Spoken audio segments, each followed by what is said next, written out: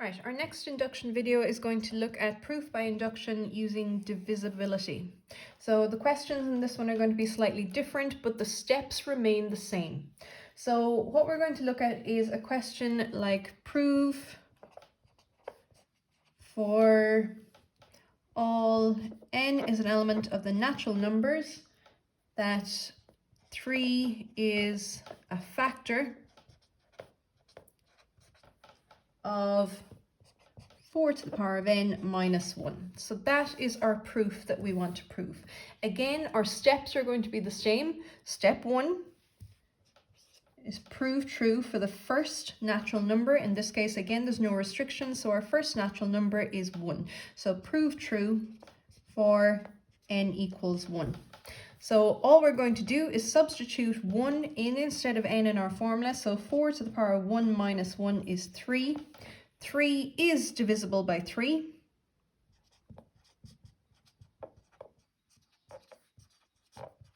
In other words, 3 is a factor of 3. So therefore, it's true for n equals 1. So that's your first step. Step 2.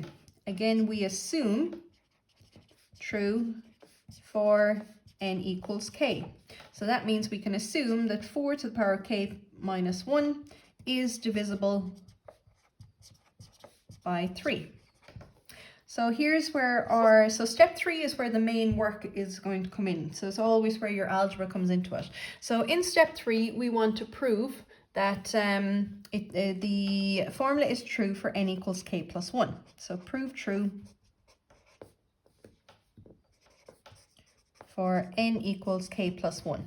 First thing we're going to do is substitute it in. So we want to prove that 4 to the power of k plus 1 minus 1 is divisible by 3. So because we're dealing with an index here, we have to bring in our index rules. So 4 to the power of k plus 1, using our index rules, if we want to split that up, that becomes 4 to the power of k multiplied by 4 to the power of 1. So we're going to concentrate on that because 4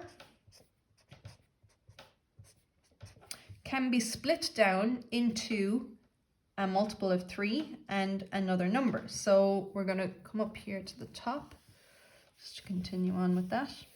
So far we've reached, so we've split up our index. So now we have 4 by 4 to the power of k, and then we have our minus 1 on the side.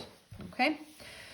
So we still have to prove that this is divisible by 3. So we take the natural number on the outside and we split it up into 2 parts. So I'm going to split that up into 3 plus 1 by 4 to the power of k. And then I'm going to multiply out this bracket. So we have 3 by 4 to the power of k plus 1 times by 4 to the power of k. And then we have our minus 1.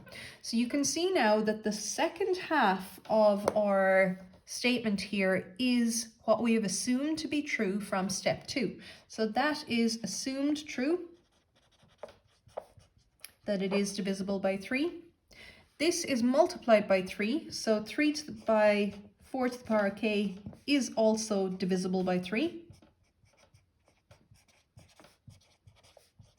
And because both sections are now assumed to be true and true, therefore it is true for n equals k plus 1.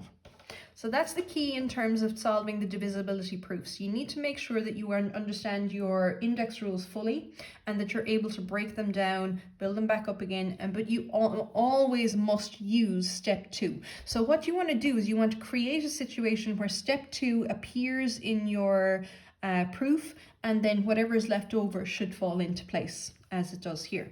So therefore, so we have proved true for n equals k plus 1, and step 4 is our conclusion. So we know that the statement is true for n equals 1. It is true for n equals k plus 1 when assumed true for n equals k, and therefore true for all n is an element of the natural numbers. The conclusion has to just give a brief synopsis of what you've proved. It doesn't have to be this exact statement all the time. As long as it gives the general gist, then you're absolutely fine. So that's divisibility proofs. Step 1, substitute in your first natural number. Step 2, assume true for n equals k. Step 3, you want to work with your index rules in terms of splitting it up. So make sure that you understand the rule a to the power of x plus y is a to the power of x multiplied by a to the power of y. So we can split up that index rule there, and that's on page 21 of your log tables book if you want to go over those index rules. All right, thank you.